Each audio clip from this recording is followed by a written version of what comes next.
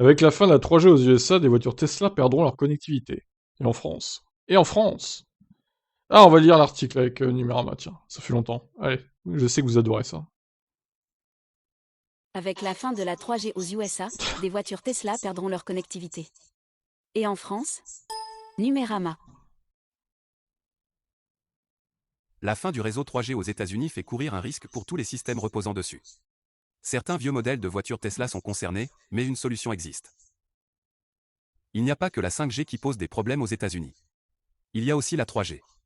Mais si dans le cas de l'ultra haut débit mobile, c'est son arrivée à proximité des aéroports qui inquiète, dans le cas de l'ancienne génération de téléphonie, c'est son retrait qui est en cause.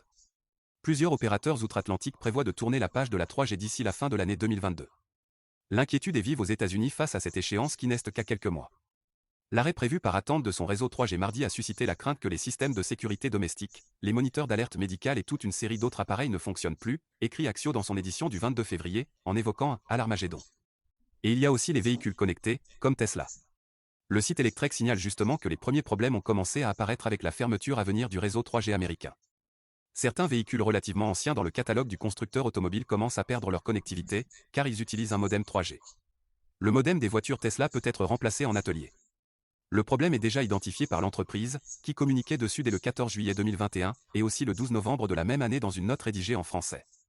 La bonne nouvelle, toutefois, est que le risque s'avère contenu.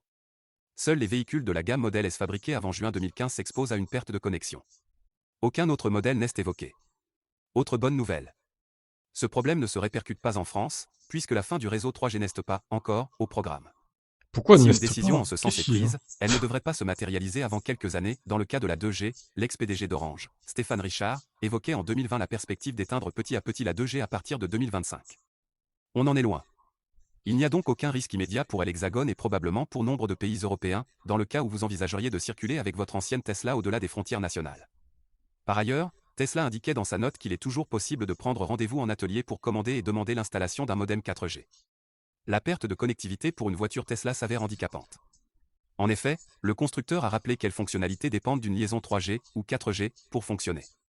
Assistance routière pour déverrouiller votre véhicule à distance, certaines fonctionnalités de l'application Tesla, y compris la sortie auto, le préconditionnement, la localisation du véhicule, le déverrouillage à distance, etc. Certaines fonctionnalités d'infodivertissement, y compris la navigation, les cartes, les informations sur la circulation en temps réel, les dernières informations sur la disponibilité des superchargeurs, la musique en streaming en ligne et les mises à jour des cartes. Embarqué, mise à jour à distance, départ programmé. L'industriel ajoutait qu'il est possible de compenser la perte du réseau 3G par l'accès à un réseau Wi-Fi, mais des fonctionnalités peuvent ne pas être disponibles, car elles sont généralement utilisées pendant la conduite. Sont mentionnées la navigation, les cartes, les informations sur la circulation en temps réel et sur les superchargeurs en temps réel. Ok, fin de l'article. Alors, j'ai pas compris pourquoi le bot il dit n'est pas. Il faisait pas cette erreur avant, c'est bizarre. Bref, donc en gros, pour la France, l'Europe, pas de risque de perte de connexion de la 3G, puisqu'ils vont encore la laisser pendant un moment. Eh ben oui, parce qu'il y a plein de zones blanches qui captent pas la 4G déjà. Alors s'ils enlèvent la 2G, donc le H+, et la 3G, il y aura plus du tout de réseau. Alors je sais pas comment ils sont aux États-Unis par rapport à ça, il y a peut-être moins de zones blanches, j'en sais rien, mais je pense qu'il y en a quand même.